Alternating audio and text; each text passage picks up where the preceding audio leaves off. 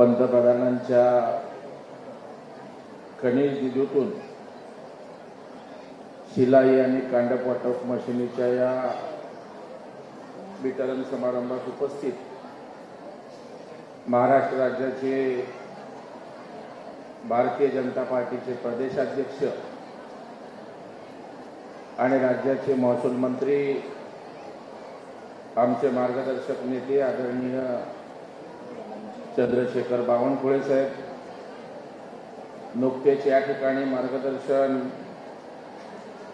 करून गेलेले या राज्याचे मंत्री,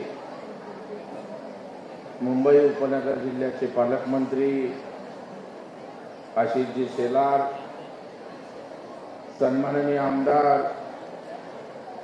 कालिदास कोळंबकर साहेब, तमिल सेल्वन साहेब, विधिमंडळातील आमदार सन्माननीय चित्राताई वाघ, तमिल सेल्वन, नितीन शुक्ला आणि ज्यांच्या सहकार्याने किंवा ज्यांच्यामुळे हा कार्यक्रम यशस्वी होतोय त्या आमच्या नीताताई लाड, त्यांचे सर्व सहकारी आणि मोठ्या संख्येनं शिलाई मशीन घेण्यासाठी, कांडप मशीन घेण्यासाठी उपस्थित असलेल्या भगिनी आणि मातांनो, मी आपला जास्त वेळ घेणार नाही, कारण बावनकुळे साहेबांचं मार्गदर्शन आणि या महिलांना आत्मविश्वास देण्याचं सरकार म्हणून ते या ठिकाणी काम करणार आहे।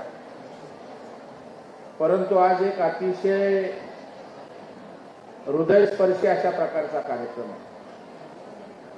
बावनकुळे साहेब ज्या वेळेला कार्यक्रम व्यासपीठावर सुरू होता, प्रसाद मी खाली बसलो होतो आणि शिलाई मशीन त्या ठिकाणी दिसत होती आणि माझं पूर्ण नजर त्या शिलाई मशीनवर होती।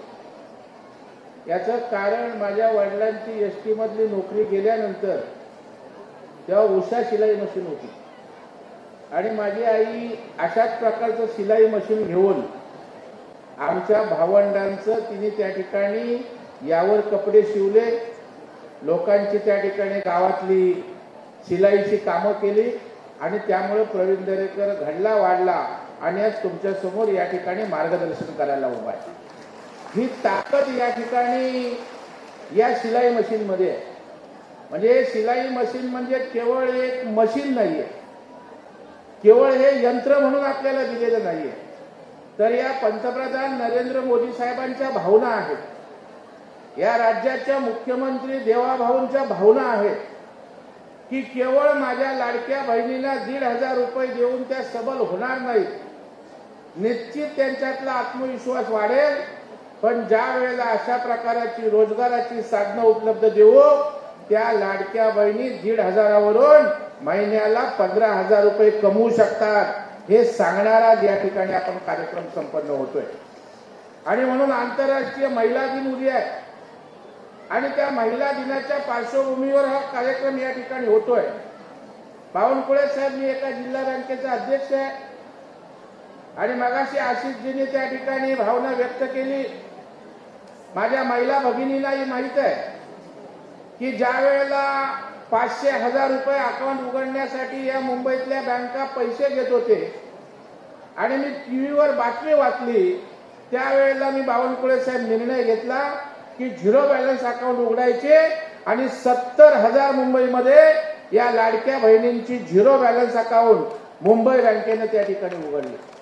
आणि आज मी बावनकुळे साहेबांच्या साक्षीने या ठिकाणी सांगतो, जे मुंबई जिल्हा बँकेमध्ये 70,000 अकाउंट आहेत आणि जे त्या ठिकाणी उघडतील त्यांना 10,000 रुपयापर्यंत कापड घेण्यासाठी कुठल्याही प्रकारचं तारण न घेता त्या ठिकाणी 10,000 ते 25,000 रुपये उपलब्ध करून दिले जातील, अशा प्रकारची घोषणा सुद्धा मी या ठिकाणी करतो। कारण शेवटी मशीन घरी नेली, 10-15 हजाराचं कापड आणलं, शालेय मुलांचे ड्रेस शिवलेत, माता भगिनींचे कपडे शिवलेत, वेगवेगळ्या प्रकारच्या पिशव्या शिवल्यात, तर मला वाटतं खऱ्या अर्थाने ही महिला आर्थिकदृष्ट्या सबल त्या ठिकाणी होणार आहे।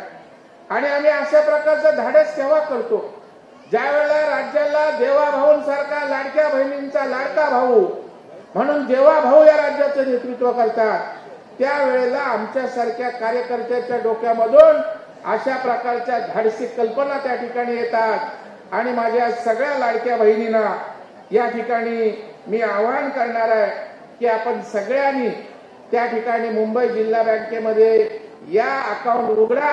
तुम्हाला 10,000 ते 25,000 रुपयापर्यंत आपल्या व्यवसायासाठी कुठलंही तारण न घेता त्या ठिकाणी पैसे उपलब्ध करून दिले जातील, हा विश्वास या ठिकाणी देतो। उद्या विधिमंडळामध्ये महिला दिनाच्या निमित्तानं दिवसभर भाषणं आहेत, त्यामुळे उद्या मी महिलांच्यावर भाषण करणार आहे।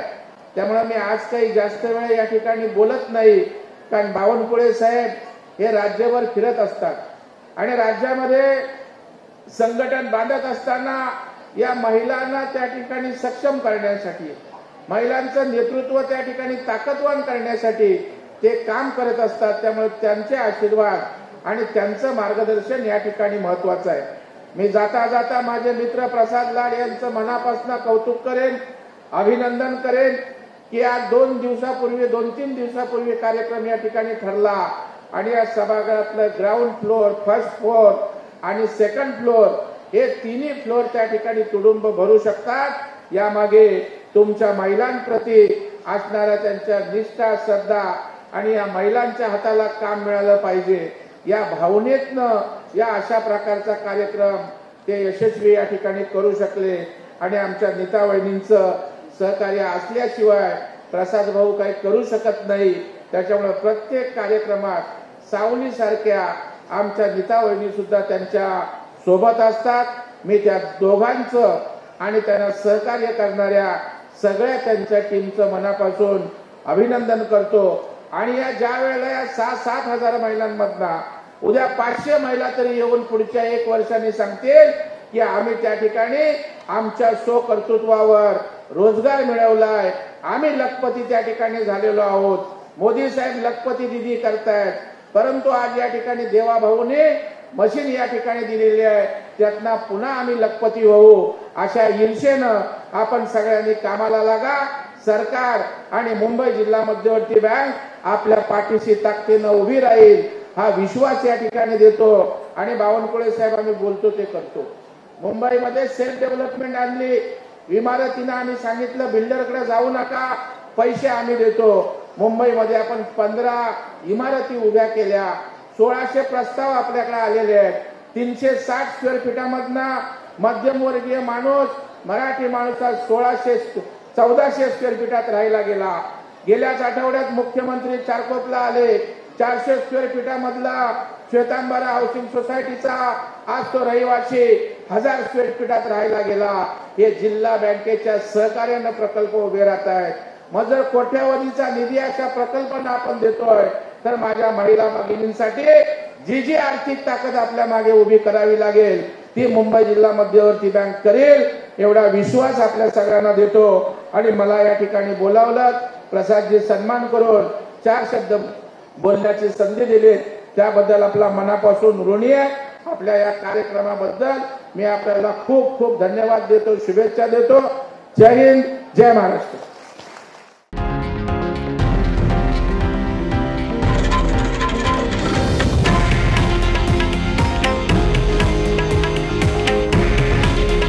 हे आहे देशातील नंबर 1 न्यूज नेटवर्क आणि आपण पाहत आहात TV9 मराठी। काळजी तुमची, हित महाराष्ट्राचं।